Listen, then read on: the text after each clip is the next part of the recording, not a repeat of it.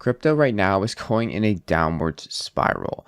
Billions of dollars have been stolen from users, bankruptcy has been filed to the second largest exchange in the world, and now that exchange has been thoroughly hacked and drained of all the funds some way or another. But in today's video, we're not covering just all the hacks and what's going on. I'm talking about specifically why I chose Cardano, why I choose Cardano still, and some of the things behind the philosophy of Cardano that I think are going to fix a lot of the problems that are going on today. First, price on all cryptos are down significantly from already new lows in the past year. This is just a bear market on top of a major piece of bad crypto news for all of crypto, not just Cardano, and it's not good, and I don't like it. But that's why today we're not really talking too much about the price. I don't really want to, and I can't really be bothered too much because at the end of the day, I've invested in Cardano because I believe it in the next 5 to 10 years. I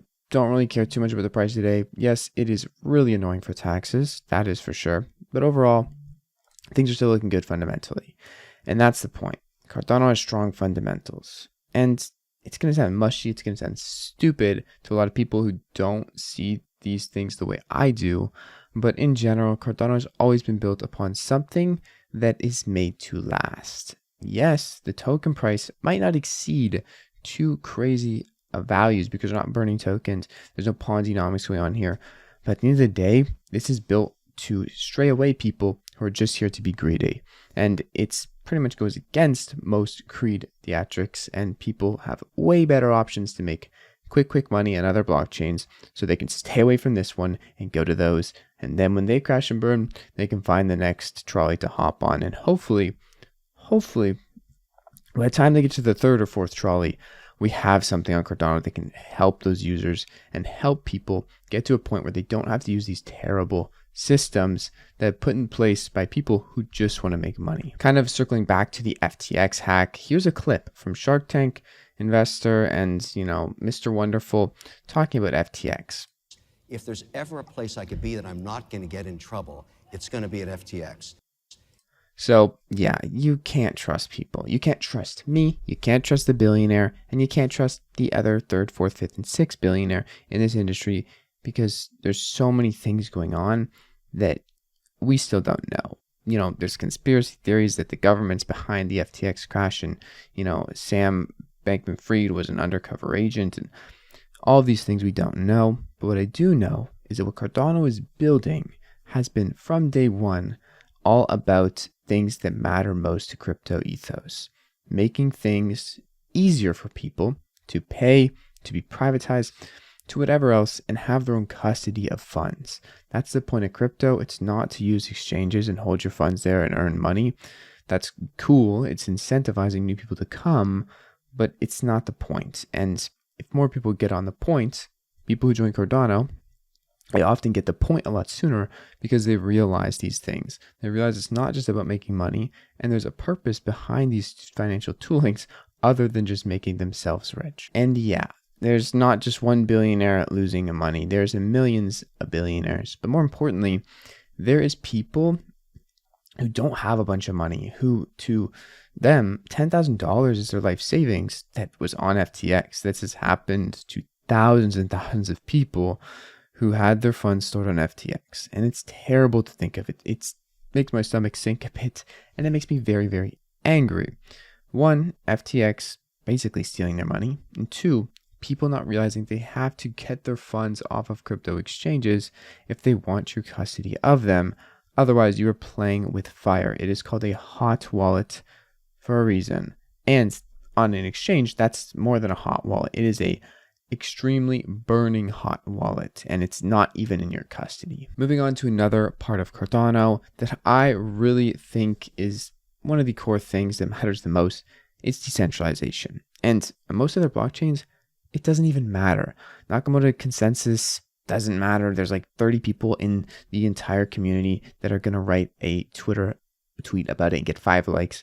In Cardano, it's one of the central focal points for going forward and measuring success, and that's really important. Never mind things over here like scaling and governance, which are coming along very nicely, by the way. Same with smart contracts. But the foundation and the decentralization have always been the two strong points of Cardano that the community has constantly outlined are very, very crucial to them still being interested and having conviction in the blockchain going forward, so it can be censorship resistant, so it can actually provide that value that crypto once promised long, long ago with Bitcoin to the users coming on board Cardano.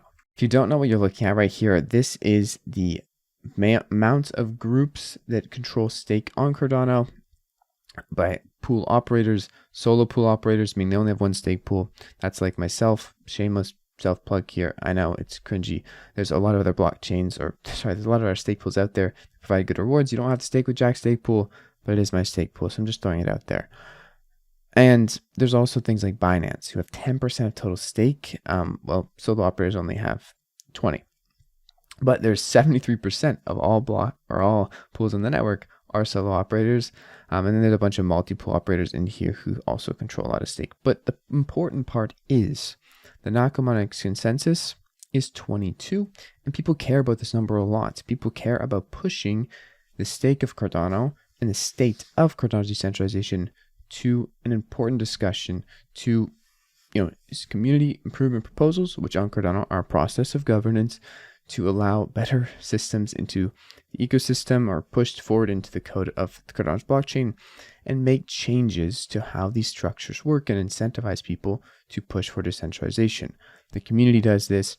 Anyone can put a community improvement proposal through and can adjust parameters or propose to adjust parameters to make this a better accurate measure of a better amount of decentralization. However they think they're going to get there, I don't know, but there is a lot of discussion about it. And other blockchains, that doesn't even seem to be happening. When I first got into Cardano, I was looking into crypto, and it shone out to me the most because they let you stake Cardano liquid. It's cool. They let you do something that maybe other centralized exchanges offer, but you do it natively. You always have control of your assets and complete custody of them. You're not letting them out. You're not letting a stake pool borrow them. You always have control. And they're liquid. So this is really cool to me. Upon diving into that rabbit hole, I saw there's a lot of other things Cardano does in the ethos of crypto that are really nice. And they're not trying to just pump their token up. They're not trying to be here for 5 years, make a bunch of money and leave. They're here to make something to bring millions of people, if not billions of people online who don't have internet. They're trying to bank people who are unbanked and also give people identity who don't even have identity. These types of things are why I've been with Cardano. And on top of that, a lot of other reasons within the community have let me grow and enjoy Cardano even much more, with all the people building things that align with those things I just mentioned to bring better tooling to people who don't have it and offer it in a decentralized way using Cardano's blockchain. In general, I continue to see positive development on Cardano, hundreds of projects building amazing things outside of just NFTs and, pump your bags up over the moon and get rich. There's a lot more things that are important, and Cardano highlights those very frequently. Hydra is a scaling solution. There's payments, and payments are kind of the driving factor of crypto.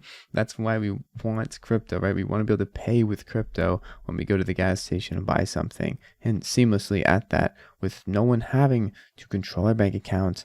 We control it. We are in control. We have responsibility. That is the purpose of what I want Cardano and crypto to enable for me and a lot of other people out there. At the end of the day, I choose Cardano because it's the place that I think is going to advance blockchain's tech and use blockchain technology to benefit people's everyday lives and enable them to do what they want to do or need to do if they don't already have it, whether that be over in Africa, or whether it be here in Canada. It's going to allow for more options and flexibility and financial tooling and just be a better system than what we have now. And that's why I think Cardano can get there. So I'm with Cardano. I don't think a lot of the other blockchains are going to get there. And a bunch of the other VC blockchains like, Luna, Solana, and all the ones that have been making fun of Cardano for a long time now are mostly doing that because they know Cardano is a real threat to them and their ability to extrapolate value from retail investors. If they come to Cardano, it's not quite that simple, and things are a lot different here. Anyways, I'll see you guys in tomorrow's video. It's been your friend Jack. Peace out.